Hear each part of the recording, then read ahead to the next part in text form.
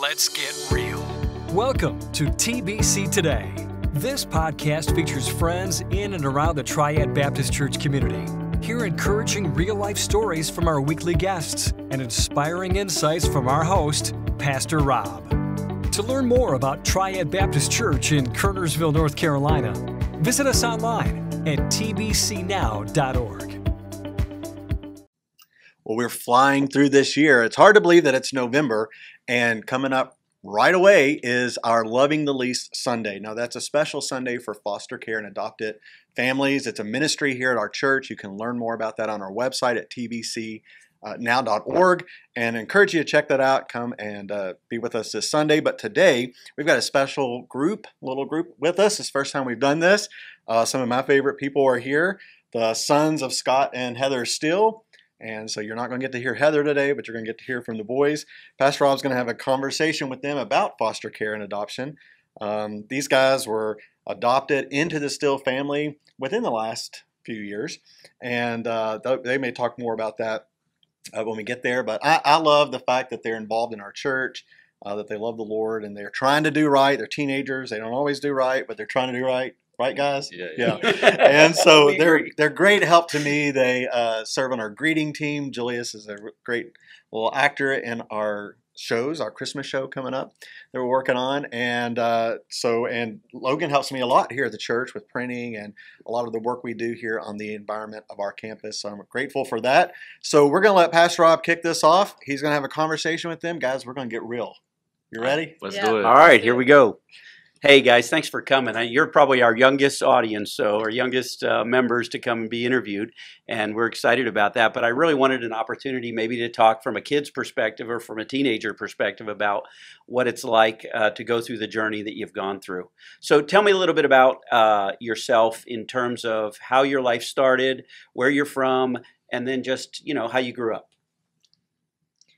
Well, I was born in Lexington. I live in Blues Creek right now, and when I was about 5 years old, I went into foster care with my sister. She's 7 now, but when we went into foster care, she was about a year old. Okay. I was born in Winston-Salem, and I think I started foster care at the age of 10, I believe.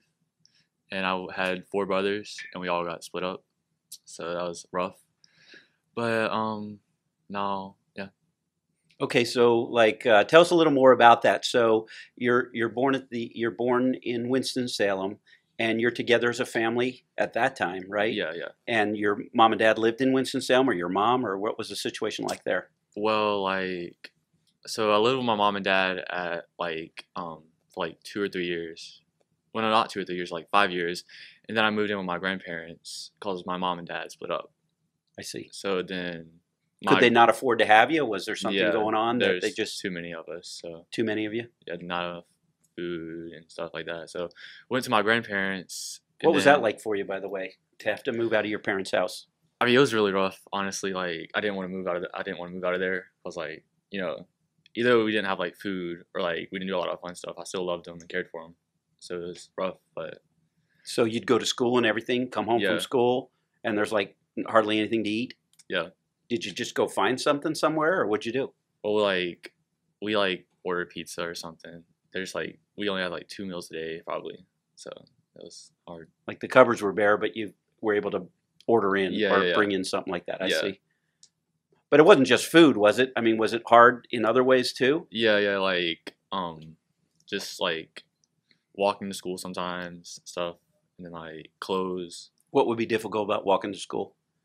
Just cold days, if it's cold and we had to walk to school, it was really rough on us. So, were you a mile away from school, or what were you? Probably half a mile. Half a mile? Yeah, but yeah. Well, everybody would say it would be rough to walk to school. How was it a little tougher for you? Probably because I take care of my brothers in that process too. Were they younger than you? Yeah. Okay. I have one brother that's a year and a half younger than me, one that's 3 and one that's 4. I see. I believe. No. Yeah. So literally you were like the parent to get them to school. Yeah. You all were going to the same building? Yeah. Okay. And so all the way through 10 years of age, you're taking them to school. and then you drop them each off or something, or would they know where to go? They know where to go. Okay. But you were kind of like their guardian at that point, like protecting them as you got to school and back. Leader of the pack. Yeah. Okay. So, And so that was difficult. And just so that environment, it wasn't like it was horrible, but it was tough. yeah, it was tough. I mean, it was bearable, but definitely in a better place now. And so when you went to your grandparents, you weren't too upset about that, or you just... I mean, it was emotional for sure, but I still got to see my mom and dad like every month, I guess. But it was hard because like I had to stop being like, I guess like a father to my brothers. So I had to like, Why wouldn't they try to keep you together? well, like, and with the foster care. Yeah. Well, they tried to. They picked us up from school one day and they said that 2 of y'all are gonna go here and the other 2 are gonna go here. So they just thought it'd be easier for both of us just to split up. So I see. that was also difficult as well. Yeah, like when you say it's difficult, what is that like? Like, I mean, when they like moved us, they're like basically taking part of me away. So cause like he's my brother. I've been with him like through all the years. So like I got to see him occasionally, but like it was I guess emotional. It's family. It's your Yeah, family, it's so family. it's Yeah. tough. Yeah. Yeah, that would be tough. I just was trying to think, what does a 10-year-old kid think when he's getting his brothers taken away from him? I mean, do you feel like helpless, or do you feel like I'm gonna get him back somehow, or what do you start thinking? I mean, probably like lonely and helpless because like that's my best friend, and like I'm like, what do I do without him? You know. So. Did you get depressed? I mean, I wouldn't say depressed. Probably just like sad. Mhm. But it wasn't like hardcore depression. You know. Yeah, so you still can function, go to Yeah, school, yeah. all that stuff, but something's wrong. Yeah. And did you feel that a lot? Like, I just wonder, to a kid who would have a mom and dad their whole life, do you feel that sense of something's not quite right? Like right now? Or like, No, just kind of that time period, being Oh yeah. a young kid to a young teenager. Yeah, for sure. Like it was like weird, I guess, trying to like call somebody else like a mother or father to you because that's what they're trying to be in foster care, and like so you just like, I mean, I guess you have to accept it because like they're trying to help you and they're like trying to provide for you and stuff, but it was definitely weird. It would be weird. Like, I almost would feel angry, yet at the same time I'm appreciative because you're Yeah. taking me in, but I'm angry at the same time because I can't really function like I want to function with it Yeah. as a normal family. Exactly. What about you? How did your things kind of unfold for you? Well, at the age about 4, I was living with my grandparents and my parents, and then one night a police officer, he came and picked us up, and I lived with my grandparents, my granddad for about a week, and then Was that scary for you? Yes, it was, because I had my little baby sister. She wasn't even a year old yet, and he wasn't taking very good care of her, so I'd have to take care of her, and I was only 5, so that was kind of hard for me. Your granddad Yeah, was not taking care of her, no. and you were basically a parent. And how old were you at the time? I was about 5 years old. And you remember all that? Yeah. And, well, and then somebody picked us up and took us to this place and started asking us questions, and then we went and lived with my first foster family. Yeah.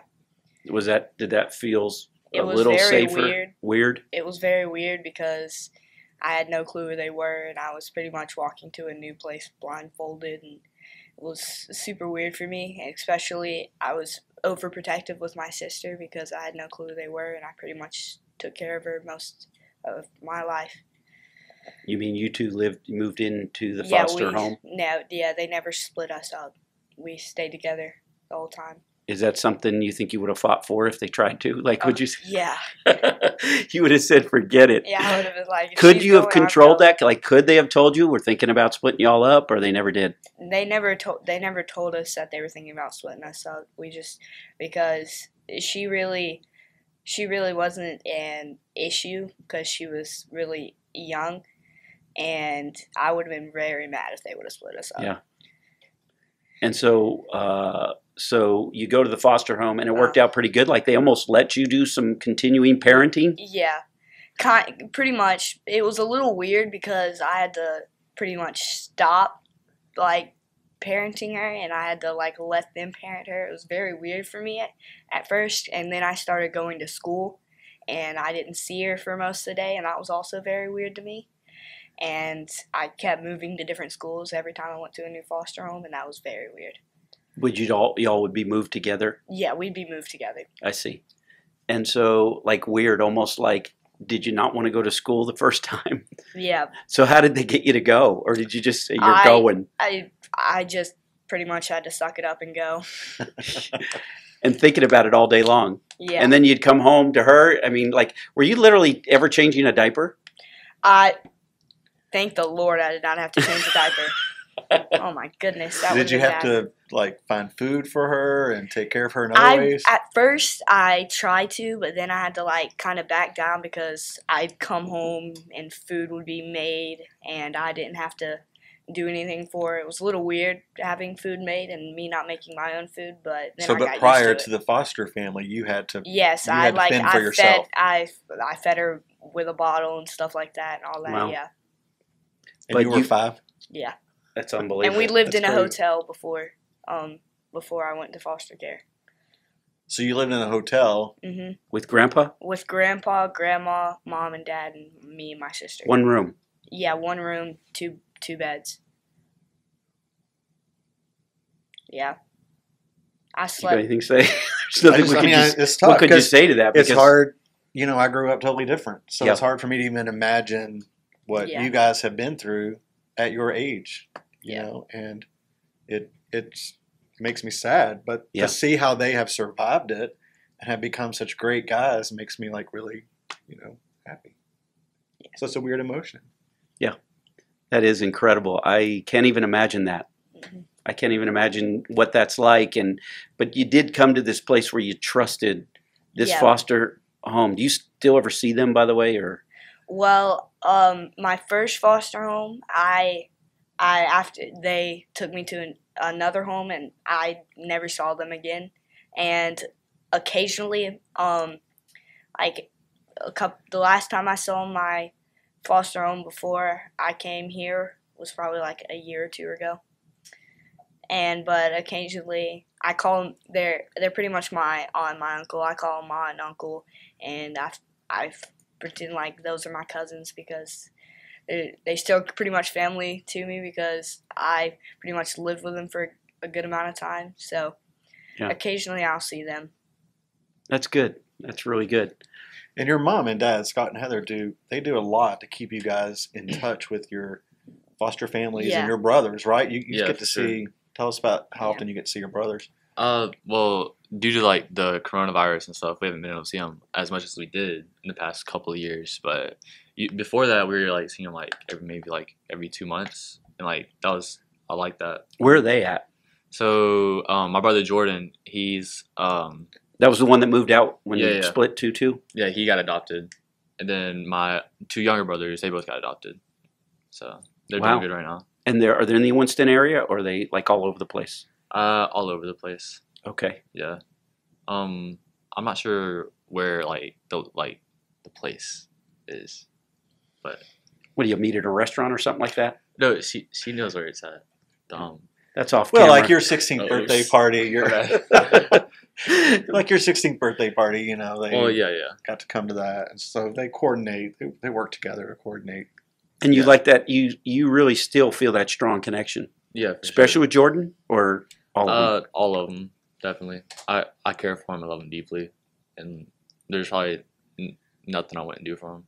So you were like a parent too. Yeah, You guys were both like the parents. yeah. Like, do you feel that in you? Like even now, do you feel this Like if a little kid came along, you'd almost could feel that instinct again to parent? I mean, maybe a little bit, but like now it's different because like at a young age I was trying to be a parent, but not like and not being a kid. But then like when I got adopted, I had to learn to be a kid instead of a parent. So yeah, It's shifted a little, and Yeah, you're it's okay shifted. with that. yeah, You're like, that's better. yeah, Okay. It probably feels more normal. yeah. It Right. does for sure. That's the way it's supposed to be. Out of curiosity, how do you think that plays out in your life today? Like, do you see any of those things that you've been through affecting anything that you do today or any way you think today? I mean, yeah. Some of the things in my past have affected some of the things I do, but you know, I've taken therapy for that, and like I think I've gotten over that, and it feels good once you do. But like, yeah. Is there an example you could give that you'd feel comfortable sharing? What challenges do you have from your past that you deal with now that you have to maintain? Probably just like missing my parents, honestly, and then like, yeah, that's probably one of the biggest things. It's just like, yeah, I don't, Where are they at? I'm not sure honestly. I haven't They kept in like touch they with them. don't have any role in your life at all. Not right now. I'd say And you want to though. eventually, yeah. Like you'd want to find out where they're at and go Yeah. see them. Yeah. And what would you say to them? I mean, I tell them I love them still, even though, you know, they put us through this surely. But you know, it's an unconditional love. So And you would be like, I still love you. Almost like I forgive you. yeah, You do feel that in you? yeah, But you'd want to reestablish a relationship. yeah. Eventually. Wow, that's incredible. How about you, Julius?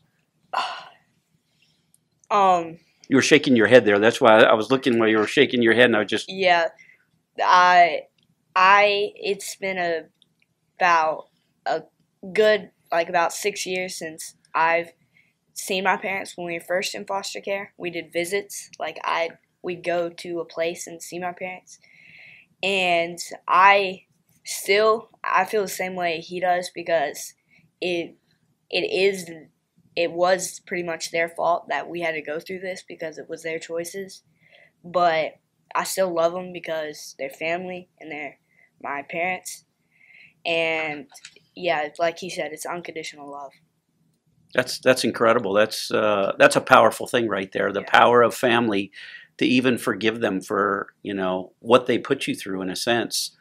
Yeah, but like also, if like they didn't put us through these things, we probably wouldn't be where we're at now.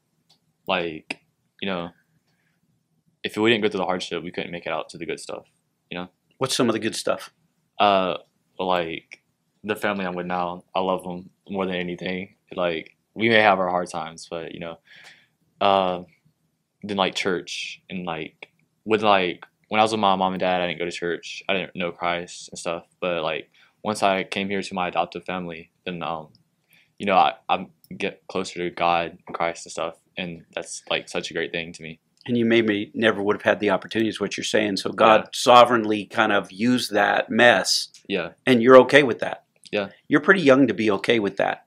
Because a lot of kids hold resentment, even who haven't even been in foster programs, and they hold resentments just in life for how they get let down or their parents let them down. But I'm just amazed, the maturity I'm hearing from you, and maybe because of your difficult times, it's made you so mature to think through this as well as you are.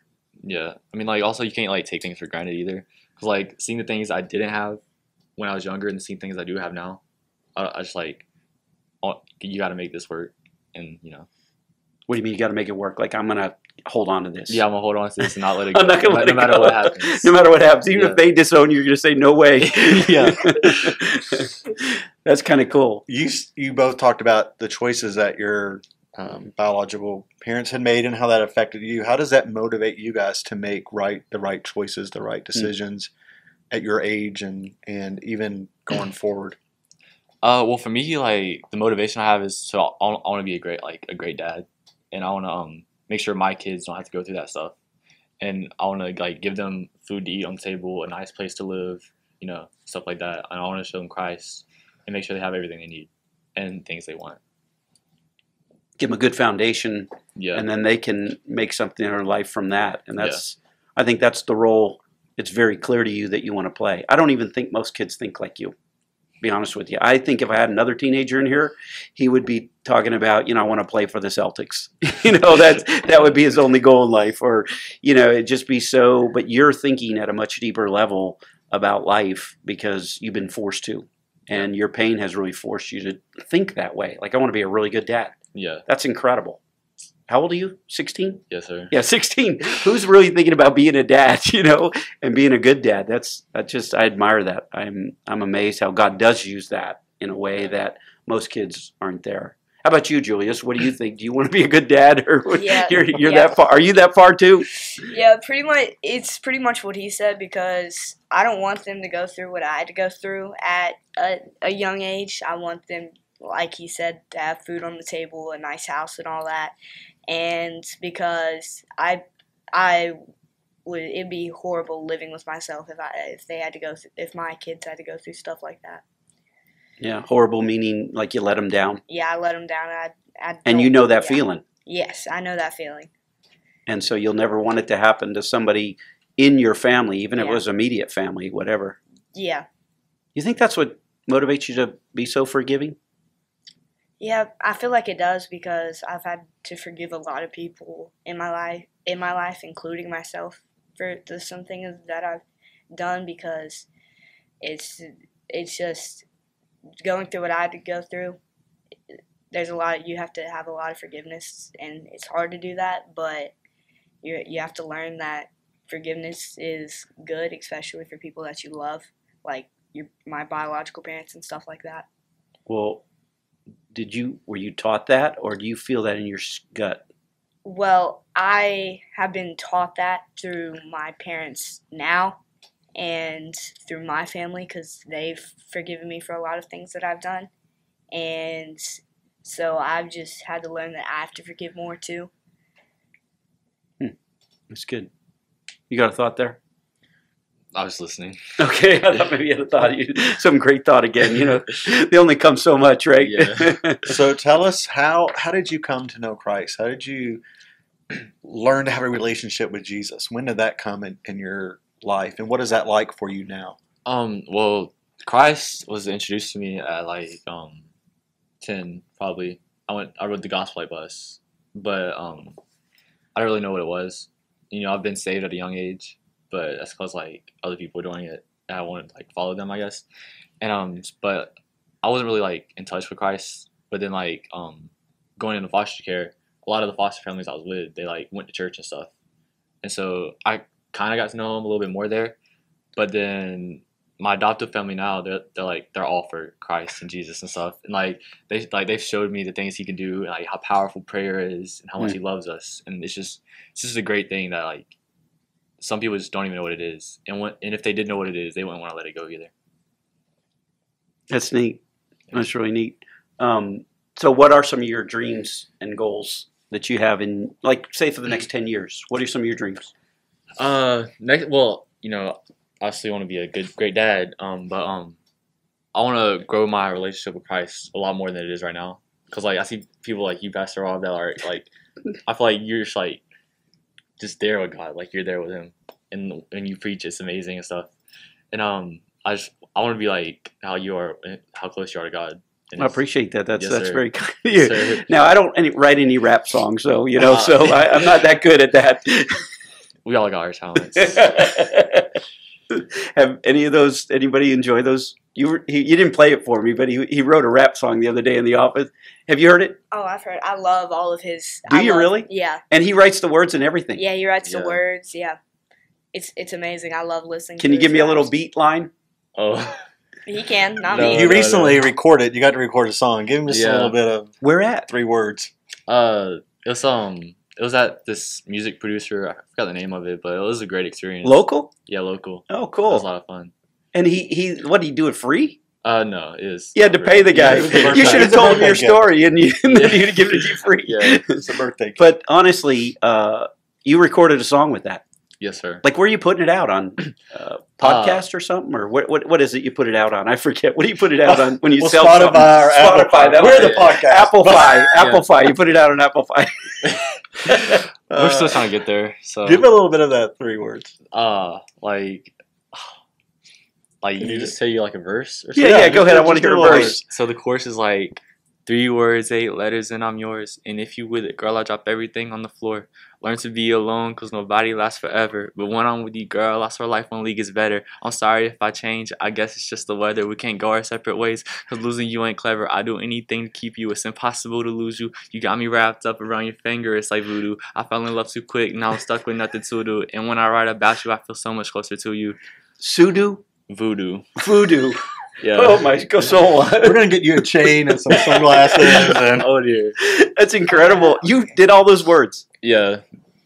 What do you do? Sit in a room and just like your mind just starts running? Yeah, basically. Well, like what I do, like I think about something I want to write, and then Yeah, but how'd you come up with the word voodoo? I mean, that's kind of weird. like it rhymes. no, like you got me wrapped up around your finger. It's like voodoo, like You're No, hypnotized. yeah, basically. Okay. Yeah. Imagine. And you do try to think of a word that rhymes with that. Yeah, for sure.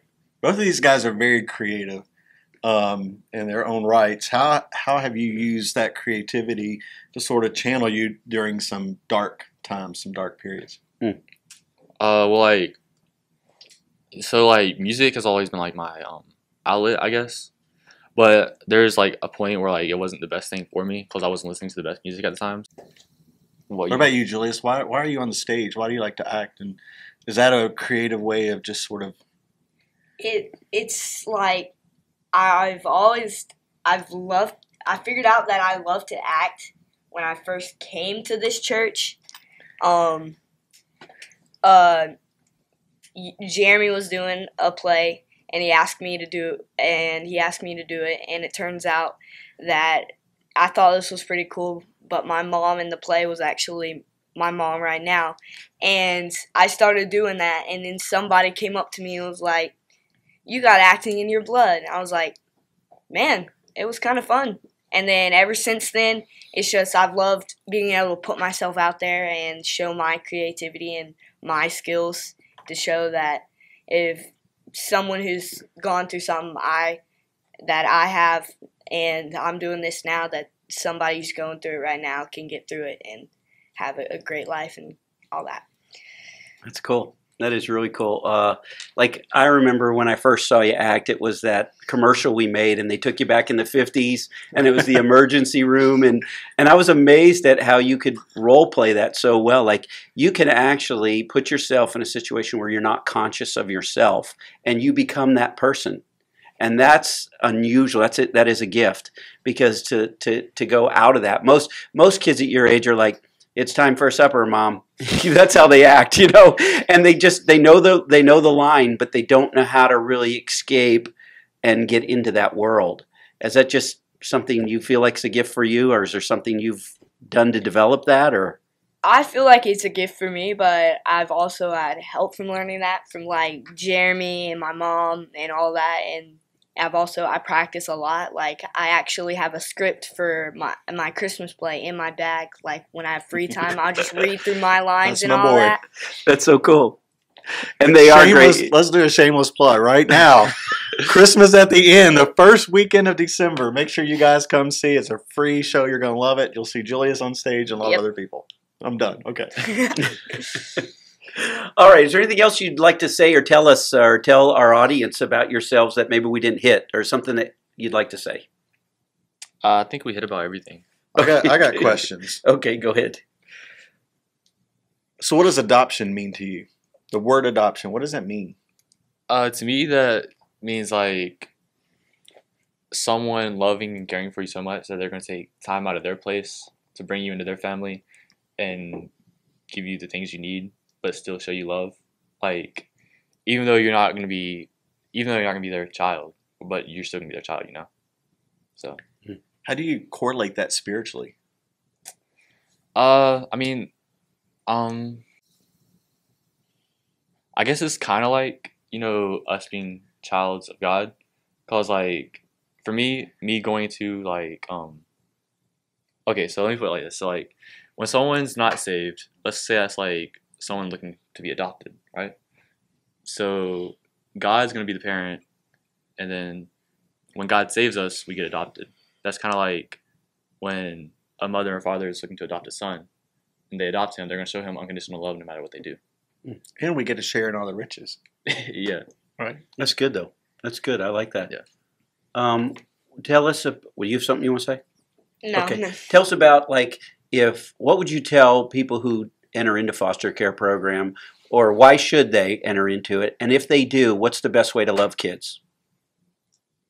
Answer any part of that. Well, the thing that I always loved when I was in foster care is someone not calling me like, I love someone calling me like, even when I wasn't adopted, I love how they call me son. Like, I didn't get to use that word very much going through different foster care homes, and then with my family now, I loved in foster care how they called me their son, and I was able to call them mom and dad, and that just felt very good for me, and it just felt like I actually belonged in the So family. that's something somebody should be aware of. Yes, But like you did treat say, them like your real but you family. did say earlier though that you called the one people aunt and uncle. Yes, I called them aunt and uncle after I went into the next family, and then my first family. What'd they call you? They called me by my name. They didn't use son very much, and But you did like it if they would say it. yes, I did. I would have very liked that because it just felt me like I was really in their family. In my first family, I called them grandma and grandpa, I called my family now mom and dad, and they called me son. Love it. Yeah, I loved it. Isn't that incredible how that's in all of us? Yeah. You know, just that feeling of wanting to be a part of something, a family. And so what are your thoughts on, like, why should people get involved in foster care? And then the other side of it was, what's the best way to love a kid in foster care program? I think people should get into foster care because like there's so many kids out there in need of a mom and dad that they don't have, or a father figure or a mother, and I feel like a kid really cherishes the moments they spend with someone that loves them as much as they do. So I feel like But don't they have like acting out and they are angry and they don't want to get along with you? I mean, don't you have a lot of obstacles to overcome? Do you feel like that happens? yeah, there's a lot of obstacles to overcome, but if you get over those obstacles, there's gonna be good greatness in the end. You know, you're gonna be happy in the end if you get over those obstacles. Yeah. Is there anything else you'd tell people of what they could do to love kids in foster care program if they did get involved in it? I mean, you just gotta show them love because it takes time for them to readjust to the new environment they have, and not do the same things they did at a younger age. So, if you took, say, Heather and Scott out of your life and you never ended up in that family, what would that be like for you? I've actually thought about that before. If like it was very weird. Like if I would have stayed with the family before them, I would have never met my brothers, and it would have been different for them too because they might have adopted another kid, and it would have just been very weird because I would have been so used to staying. That's my family, and I wouldn't have never met my grandma, my grandpa. I would have never came to this church. I would have never met my Uncle Jeremy. I would have never met Logan or any of them. So it's like it's just impossible. Yeah. It's impossible to think about that because I've been in this family for 6 years now. So it would have been like a dark hole. Yeah. As opposed to just the light. It's like you've seen the light and you just love it. Yeah. I can feel that from you, your energy. What about you? You've been in the family 4 years. 5 years. 5 years. Yeah. Honestly, You're growing up. Yeah, it's crazy. Honestly, if I didn't like move to Heather and Scott's, then there's no way I'd be involved in the church as much as I am now, or even go to church. So, yeah, that's one of the things, and also like I feel like I've been part of this family like forever, and like you said, it's like you can't even fathom not being with them. So it's incredible. You call mom and dad? Yeah. Okay, and they call you son? Yeah. Do they call you other things too? Occasionally. Not on air.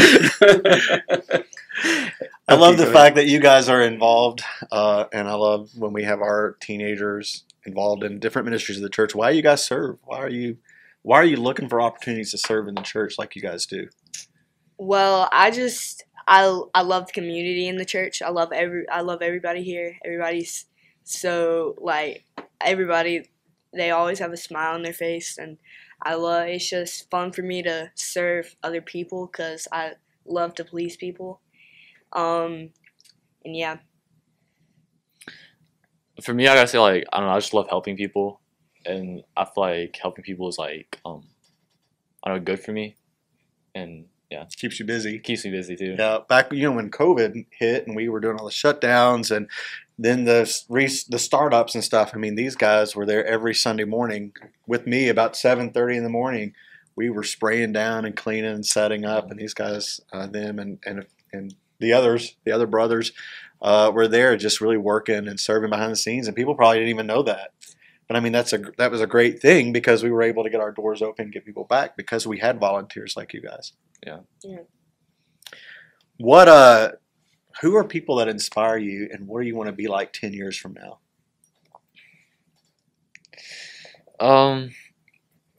I think I have like a lot of inspirations. Like you be an inspiration to me, like cause you care for people so much, and you love helping people so much, and that's like something I want to have more than I have it now. And then like my mom and dad, I want to be like my dad right now, cause he's a great father figure to me, and he helps me out so much with so many things, and he does a lot more than he thinks he does, and so he's just great. And my mom, of course. That's great. She's all right. She's all right. People who inspire me are my older brothers, because like Logan, he's gone through some things, and seeing him like now, like all the things he's doing, like with helping the church, and it just inspires. Like I'm like, when I get to that age, I want to be just like that. And then my other brother, like Brody, he's just a great brother to me, and he's always kind to me and stuff like that. Brody? No, I'm kidding. He is. He's awesome. And then same with my brother Hampton. Like when I first came, it was them two, and they treated me like I was really part of the family. When I came part of the family, I felt like nothing. I felt like I've always been here and all that. It's almost like you're normal. Yeah, it's just like you fit right into the world now. Yeah, I fit right into the world now. Yeah. That's so cool. Yeah. Well, that's great to hear you guys' testimonies and just some of your thoughts. I love it. Someone said to me recently that these guys that were adopted into the Still family were really lucky to get into that family and that church. And, I said, we were the lucky ones because we got these guys. And so they're just as much family to me as anybody else. And we're the lucky ones to get them. And I think that has proven to me over the last several years the importance of foster care and adoption and how valuable that is for us as believers to bring other people in, because sometimes we think we're doing that to help other people, but really God's using those people to help us and to change us. And I would say for sure you guys have changed me, and I think for the better. I feel like that. So we're just proud of y'all.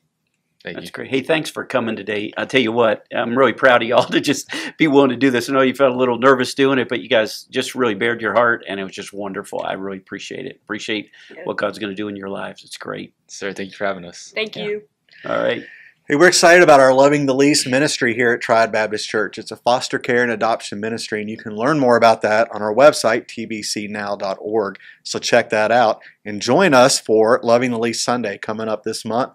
We're excited about that as well. If you like this episode, then make sure you like it and share it, follow us, tell others about it, and we'll see you on our next episode. Thanks for joining us this week on TBC Today. We want to connect with you, so make sure to visit our website, tbcnow.org, and subscribe, rate, and review the show in iTunes, Spotify, or Amazon Music. Don't forget to share this episode with a friend, and be on the lookout for our next conversation.